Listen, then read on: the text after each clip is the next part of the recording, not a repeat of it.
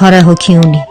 Չեք հավատում։ Հարցրեք այդ քարի հետ կռիվ տվող ու քարից հասկ ու ծաղիկ կերտող վարպետին, ու նա ձեզ կհամոզի, որ կարծր ու անշունչ քարը փխրուն հոգի ունի, որ շնչել ու հնչել գիտի, որ խոսել գիտի մարդկային սիրո ու երազների մասին, որ լսել ու պատմել գիտի, ծաղկել ու պտուղ տալ։ Գիտի, ճանաչում է իր լեզուն հասկացող վարպետի հոգու ամեն մի թրթիռը եւ իր լռության մեջ թաքցնում է նրա ամեն ասածն ու չասածը։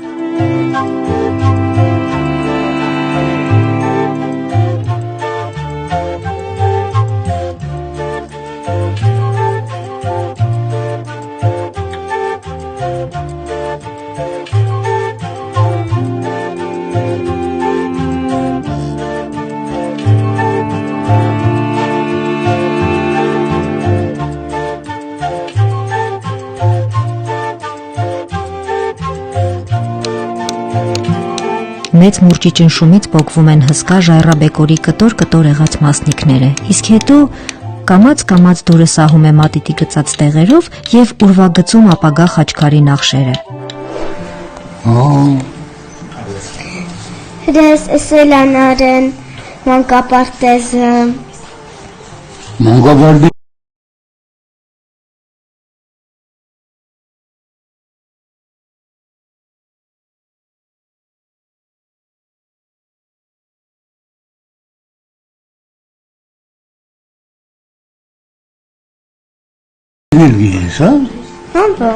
Վարպետն սկսում է խոսել, զրուցել քարի հետ ու համոզում է սիրտը բացել իր առաջ։ Քարը լռում է, ու վարպետն ինքն է սկսում խոսել, ու նրանց լուռ զրույցից ծնվում է խաչքարը։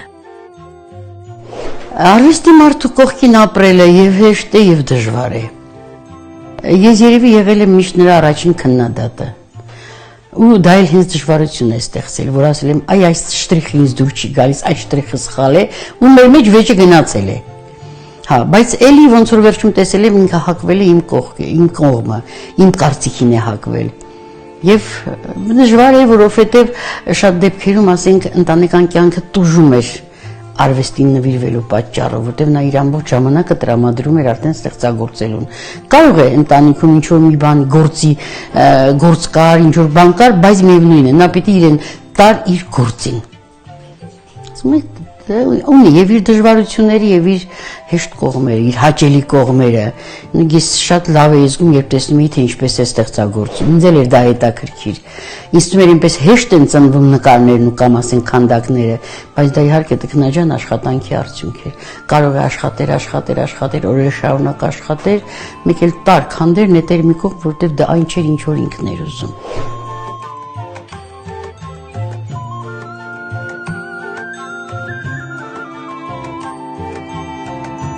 Տարիներ շարունակ վարպետի ձեռքերի մեջ զնգացել ու թխկացել են պողպատե գործիքները, քարին համոզել ու ստիպել հասկ ու ծաղիկ, նուռ ու խաղող հանել իր ծոցից, թխք։ Պողպատը եռացել է նրա ձեռքերում ու ամենավերջում նկարել 3 պարզ նիշ՝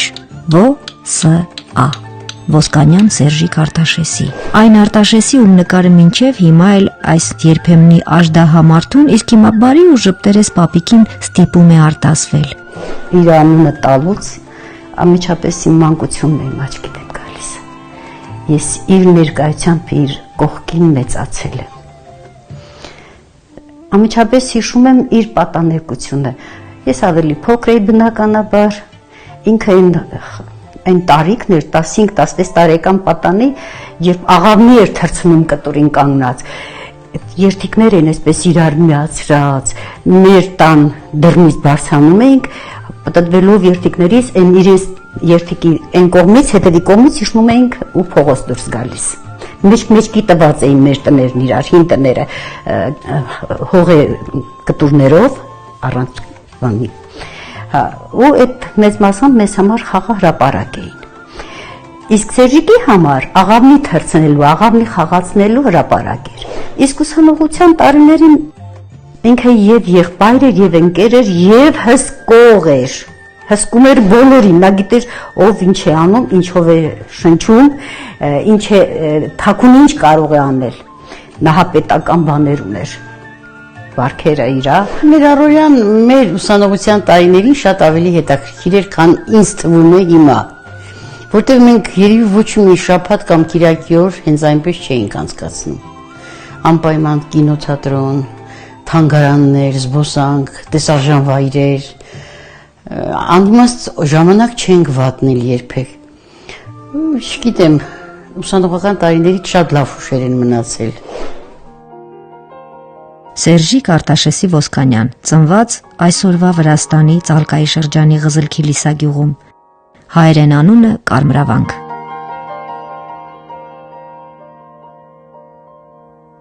Նրա նախնիների բնօրրանը Կարնո բարձրիկ աշխարհն է, որտեղից նրա պապերը 19-րդ դարասկզբին տեղահանվելով եկել բնակություն են հաստատել հայոց պատմական Ծաղկա կամ Ծալկա գավառում։ Նոր բնակավայր հիմնել ու կոչել հին գյուղի անունով Կարմրավանք։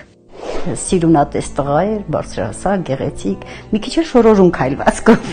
Հա, երևում էր աղջիկները անմիջապես սկսում էին հետապնդել։ Իջնում էր առաջին հարկ էին, հետևից գնում բարձրանում էր երկրորդ հարկ էին բարձրանում, երրորդ հարկ, ի վերջո մի օր համբերությունը հատած ասաց, դե վերջապես ինչ են ուզում ես ձեր պողոսույներ ինձանից։ Ասին չի եղել, բայց ինձ հետապնդում են, դե սիրուն տղա են տեսել հետապնդում են, ինչ անենք։ Առաջին անգամ ինձ չասաց, թե ես իրային սիրում եմ։ Ես ապրում էի իմ ընկերուհու հետ, ախալքալակից էր, ասաց, պիտի գնաս իրայի հետ ապրես, իրար հետ ապրեք, խելոք աղջիկ է գիտես։ Ասիկ, դե գիտեմ մի կուրսից ենք, այդպես իրայի հետ մտերմացանք։ Երեքով էինք բնականաբար, ինք ավարտեց գնաց, գյուղ գնաց աշխատելու, մենք երեքով դեռ իրար հետ սովորում էինք, ապրում էինք մի խոսքով, իրայի հետ շատ մտերմացանք, այնքան մտերմացանք, որ առանց խոսելու, կես խոսքից իրար հասկանում էինք։ Այստեղ ապագա վարպետը դպրոց ու մանկություն է ավարտել ու եկել Երևան, մատիտի ու քարի լեզուն սովորելու Աբովյանի անվան մանկավարժական ինստիտուտում, որովհետև տոհմական ժառանգություն ուներ, գեների հրաման ուներ, նկարել։ Բանակից նա ուղիղ եկավ Երևան ու գործերը տվեց նկարչության ֆակուլտետ։ Բանակից անմիջապես հետո։ Այս տարիները նորից մենք միասին ենք եղել։ Դասերից հետո մենք իջնում էինք նկուղային հարկ նկարիչների արվեստանոցներ, որտեղ իրենց ստեղծագործական աշխատանքներ գնում։ Ու ինքը այդտեղ սկսում էր աշխատել։ Ես վկան էի, եւ քննադատն էի, եւ ընկերն էի, եւ քույրն էի։ Իր աշխատանքների մեջ շրջադարձայինը կարևոր հիմնական եղավ իր դիպլոմային աշխատանքը, որ շատ մեծ ուշադրության արժանացավ, բացառիկ բաներ, երբ հեռուստատեսությունից գալիս են ուսանողի դիպլոմային աշխատանքը նկարահանում են, գրում են, խոսում են, որովհետև ինքը ծեփեց Հրաչյա Ներսիսյանի կիսանդրին։ Դա իսկապես երկունքի շրջան էր։ Ինչպես էր աշխատում, երև կյանքում այդքան չէր կարդացել, ինչքան Հրաչյա Ներսիսյանի մասին կարդաց, ինչ ձեռքը ընկավ կարդաց։ Թղթի ու կտավի վրա շատ չնկարեց, գերադասեց կոշտ մատիտի ուրվագծերը քարի վրա, գերադասեց քարի կարծր երեսնակոսելով նկարել։ Ինքը միշտ ստեղծագործել է, տարերքը եղել է քանդակը, այնքը կարող էր շատ նկարներ էլ ստեղծել, բայց իր տարերքը ավելի շատ քանդակներ։ Մինչ երկրաշարժը ավելի շատ նկարներ էին, հետո ինձ էր քանդակում կիսատ մնաց, հորն է քանդակել, հետ երկրաշարժյան ոնց որ երևի դա էլ է վերուստ լինում, ինքը ենտվեց խաչքարերին, ավելի շատ խաչքարեր էր կերտում, ավելի շատ, եւ նրա կերտած խաչքարերը ոչ միայն մեր տարածաշրջանում, հարևան շրջանում, այլև հանրապետությունից դուրս, Ռուսաստանի տարբեր ծայրերում նրա խաչքարերը կանգնեցված են։ Իսկ հետո գտավ Լորվաձորերի եւ իր սրտի տիրուհուն, իր Իրինային։ Նրա հետ ընտանիք կազմեց ու տեղափոխվեց Ստեփանավան։ Առաջի անգամ հանդիպել ենք հանրակացարանում։ Նա ավագ կուրսեցի էր, ես առաջին կուրսեցի։ Խելոք աղջիկ էի։ Հա, այն ժամանակ եմ նկատել, ճիշտ է ինքը մեծ էր տարիքով, ես միշտ վախով էի նայում իրեն, բայց ես ամեն ինչ ստացվեց։ Խիստ էր, խստաբարում մարդ էր, ավանդապահ խիստ։ Դրա համար մի քիչ ես որպես երեխա քաշվում էլ էի իրենից, բայց դե երևի կյանքը բերեց մեզ միացրեց իրար, ընտանիք ստեղծեցինք, Եվ տեղափոխվեցինք Ստեփանավան։ Եկավ ապրելու այս ճգնաղ բնաշխարհում ու սիրեց այս բնաշխարհը, գուցե իր ծննդավայրից շատ ու քիչ, բայց իր ծննդավայրից բացի մեկ էլ հենց այս ձորերում են դեռ արձագանքում ծանր մուրճի զնգոց դնգոցները, որ հարևան երեխայի միամիտ հարցին, թե բա ինչու քարի մի կողմը կարմիր է, մյուսը ոչ, նույն անկեղծությամբ դառնան պատասխան. այն որ մուրճով այս կողմից խփել եմ, գույնը վախից թռել է մյուս կողմ, գույնը թռել է։ Գուցե քարին ցավ է տվել, բայց այդ ցավից ծաղկած խաչ է ծնվել է ճիչով, ու հիմա զարդարում է իր սիրած այս փոքրիկ քաղաքի հրապարակը։ Ամեն ինչ լավ էր, հեշտ էր ընտանիք ձևավորելը, նախաերկրաշարժյան տարիներ էին, երևի ամեն ինչ ավելի հեշտ էր, քան հիմա։ Այդ նախաերկրաշարժյան մեր համատեղ 13 տարում երևի մենք ավելի շատ էինք ստեղծել, քան այս երկրաշարժյան 30 տարում։ Հեշտ էր ամեն ինչ, լավ էր, երեխաներ մեծացրեցինք, լավ տղաներ։ Հենց այս հրապարակի մոտ էր առաջ իր տունը, որտեղ ապրել է մինչև երկրաշարժը։ Երկրաշարժյան տարիները մեզ համար, մեր տարածաշրջանի համար շատ ծանր էին։ Ամեն անգամ զարմանքով եմ մտածում, թե այդ ոնց անցկացրեցինք այդ ժամանակները, ոնց ապրեցինք, մութ, աննպաստ պայմաններ, ցուրտ պայմաններ, վրանային պայման, տնական պայման, մինչև որ տեղ դարձանք, ծանր ենք անցկացրել, բայց ամեն ինչին նայել ենք միշտ ծիծաղով, միշտ հավատով, միշտ հույսով, երևի դա էր, որ մեզ ապրեցրեց։ Ու հենց երկրաշարժից հետո էլ վեր է խոյացել այս խաչքարը, որպես հայի անմեղ տեսակի քարեղեն վկա։ Այս հրապարակում խաչքարի դիմաց երբեմնի շատախոս շատրվանն է։ Սա եւս նրա ձեռքի գործն է։ Այն կառուցելիս վարպետը գաղտնագրել է իր ընտանիքի անդամների անունների սկզբնատառերը՝ Սերժիկ, Իրինա, Արտավազդ, Վահագն, Արեն։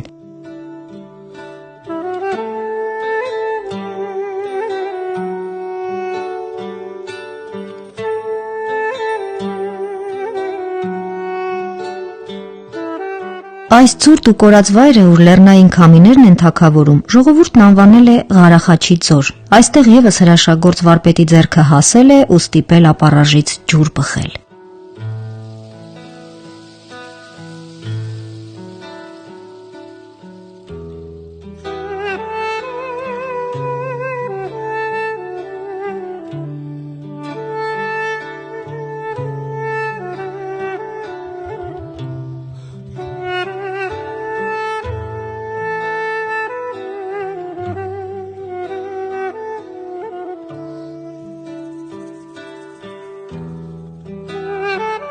Մրցանակներ, պատվոգրեր, ժողովրդական վարպետի ու Ստեփանավանի պատվավոր քաղաքացու կոչում։ Իսկ ամենամեծ վաստակն ու ամենաբարձր կոչումը եղան մարդը եւ ուսուցիչը։ Քանիսին սովորեցրել է մատիտ բռնել ու գույների լեզվով խոսել։ Նաեւ այս դպրոցում, որտեղ երկար տարիներ ուսուցիչ է եղել։ Աշխատանքը սկսեցինք միասին նույն դպրոցից, թիվ 1 դպրոցից, հետո ինքը աշխատում էր նաեւ գիշերօթիկ դպրոցում ու երևի քաղաքի բոլոր դպրոցներում, նաեւ հարևան շրջանում Կալինինոյի նկարչական դպրոցում։ Իսկ հիմա գույնի ու մատիտի լեզվով խոսողը կրծեր Իրինան է։ Դեսում ես Իրանանը։ կողոպարն է։ Չէ՞։ Չէ, Իրինանը։ Իրան դու գծագրություններ ես սովորեցնում։ Այսինքն սարք է, տենց սիրուն սարք։ Հրես։ Դե բաչինա։ Ամեն անգամ նրա հարցին, թե պապ, բասա ոնց նկարեմ, պապը պատասխանում է. Ոնց որ դեսնում ես դες նկարի։ Ոնց կա, ոնց կա։ Հա։ Լավ։ Այդպես։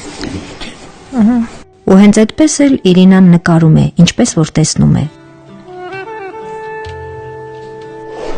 Ու հենց այդպես էլ ինքն է նկարել, ծեփել ու քանդակել, ինչպես որ տեսել ու զգացել է։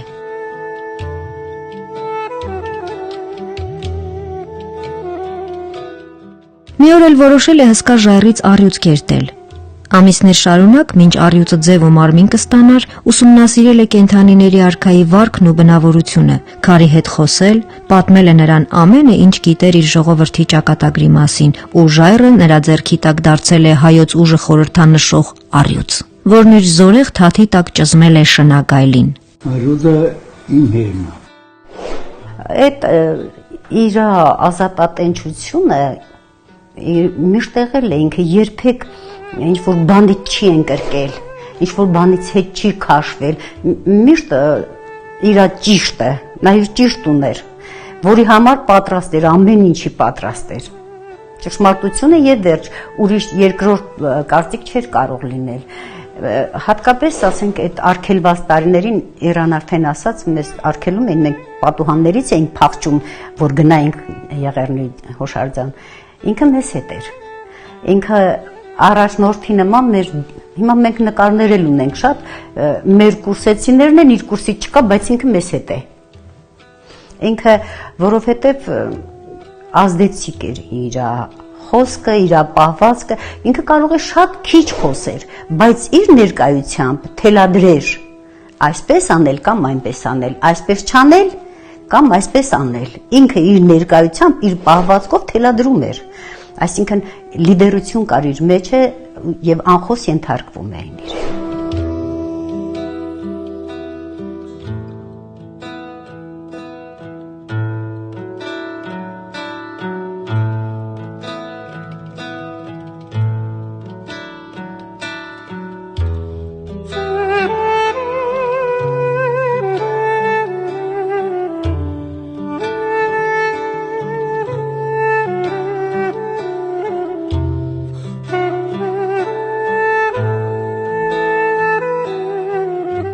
Իսկ տարիներ անց թորան հետ զբոսնելիս պիտի շոյեր առյուծարքայի բաշն ու հանդիմանանքով ու հուզմունքով ասեր. երբ հիշում եմ, թե ինչ եմ տվել իրեն ու թե ինչ է ինձանից տարել ինքը։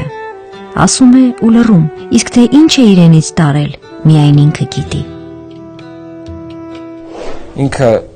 եղել է միշտ ամեն ինչի լիդերը, որ կարեցել է ամենքին հավաքի իր շուրջը, ամենքը իրան լսել են։ Ուզեցել եմ միշտ պապիս նմանվել, որովհետև պապս ինձ օրինակ է միշտ ծառայել։ Ճիշտ է, ես հիմա պապիս պետք չեմ սովորում, բայց դե փորձում եմ։ Ես հիմա հպարտանում եմ իմ պապով, որ այսպես պապ ունեմ։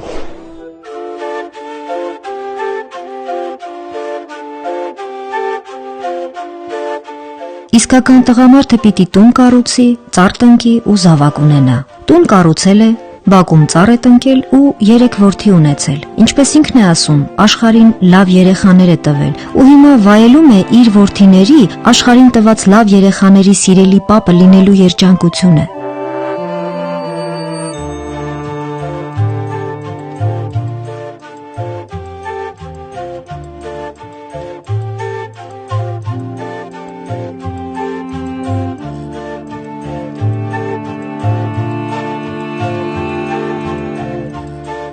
Դե երջանկություն չէ, բա ինչ է, երբ այս փոքրիկ ու մեծ մարդը նանեն կողքը նստում ու մեծավարի հարցեր է տալիս, թե պապիկ բասա ով է, հիշում ես։ Իհարկե հիշում է, բոլորին մեկ առ մեկ, ախր բոլորի համար ընկեր, եղբայր, քեռի ու պապիկ է եղել։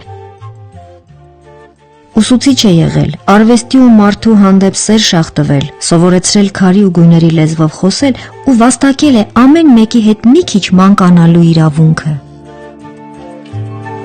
Աշխարհին լավ երեխաներ տալը կարևոր է, որովհետև եթե ժառանգդ, այսինքն պտուղդ բարի չէ, աշխարհից կհեռանաս անհուշ ու անհիշատակ։ Վարպետ Սերժիկի եւ ծառն է բարի, եւ ծառի ճյուղերը եւ պտուղները։ Չեք հավատում։ Գնացեք Ստեփանավան, գտեք նրա տունը, հյուր գնացեք։ Մի վարանեք, ձեզ հաստատ կընդունեն ու լավ կընդունեն։ Ու կտեսնեք, կհասկանաք, թե ինչ է նշանակում լավ որդի, լավ թոռ ու բարի ժառանգ ասվածը։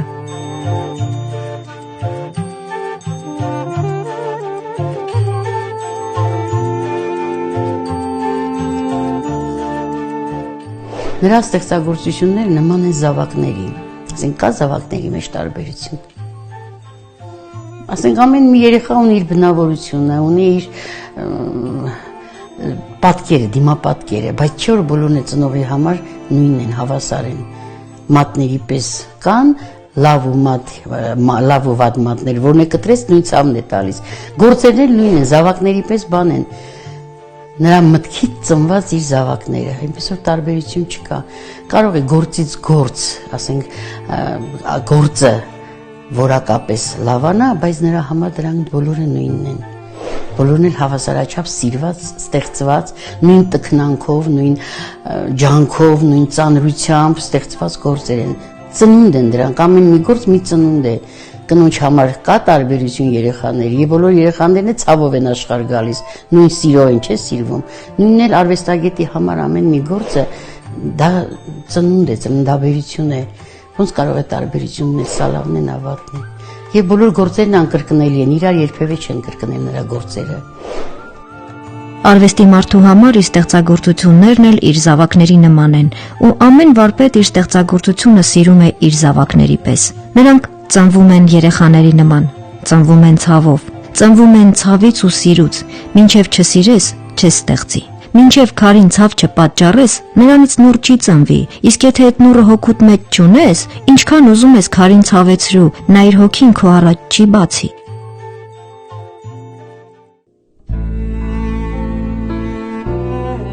Քարի հետ խոսող վարպետը հիմա իր կյանքի աշունն է ապրում, ու իր բակում տնկած ճյուղատարած ընկուզենու նման իր ճյուղերն էլ են ձգվել ու տարածվել, իսկ արմատները հողի մեջ են, հողից են սնունդ առնում։ Քարն էլ ծառի նման հողից է ծնվում, ու դրա համար էլ հողի հանդեպ հարգանք ունեցող մարդը ճանաչում է ծառի ու քարի հոգին, հասկանում է ծառի ու քարի լեզուն ու կարողանում է խոսել նրանց հետ։ Նրա երազած Հայաստանը անկախ միացյալ հզոր Հայաստանն է, արծիվ Հայաստանը, որ ինքը անընդհատ իր բոլոր քանդակների մեջ համարյա, եթե նկատել եք, կա ազատ, անկախ, միացյալ Հայաստանը, երկիրը, որի կարոտը բոլորի սկոպերի տակ է։ Երկու կտրտված, բաժանված հայրենիքները արծիվը պետք է բերեր միացներ։ Արծիվն իր թևերով պետք է բերեր միացներ իր կորուսյալ հայրենիքը այս մի բուր մնացած քարաշկարի հետ։ Երկրի կարոտ իր հոգում շատ խորներ նստած, որտեղ ինքը իր արմատներով Էրզրումի ուժը, գիտակցականը, ամեն ինչ ինքը արյունով ժառանգել էր ու կար իր մեջ։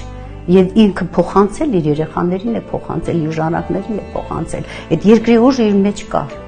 Էրզրումը խոսում էր իր մեջ։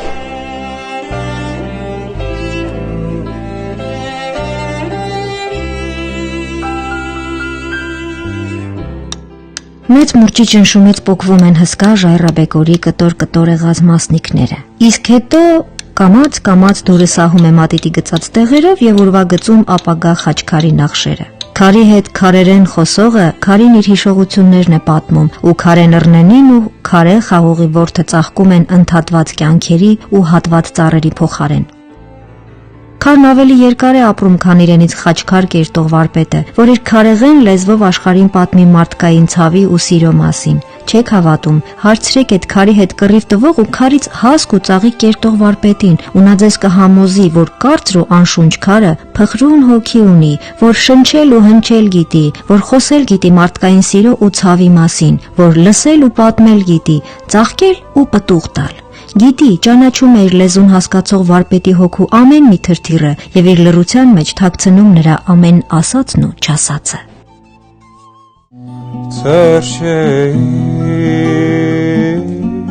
մատքովտում ուրեմ այրներ արդում տեսնեի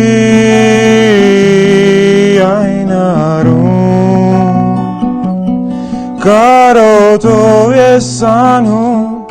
որ ամեն մի գարուն ջրերով վարարում,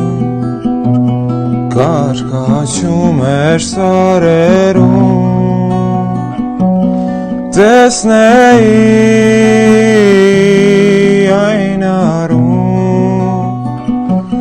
Կարոտով ես անում, որ ամեն մի գարուն ջրերով վարարում, կարկաչում էր սարերում